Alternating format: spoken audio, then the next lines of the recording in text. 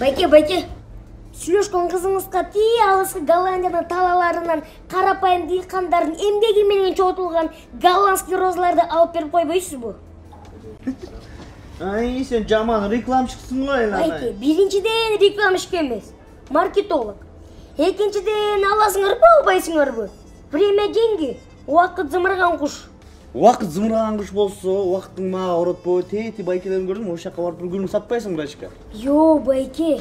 Ушундай ширин, кыргыздын кымча белдүү, көздөрү мончоктой болгон, акыл сымал сөзүлүп отурган кызга гүл алып бергенге кудуретиңиз жетпесе анда билбейм байке.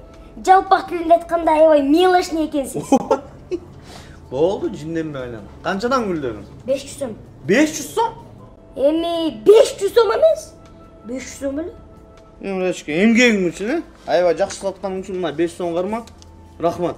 Давай.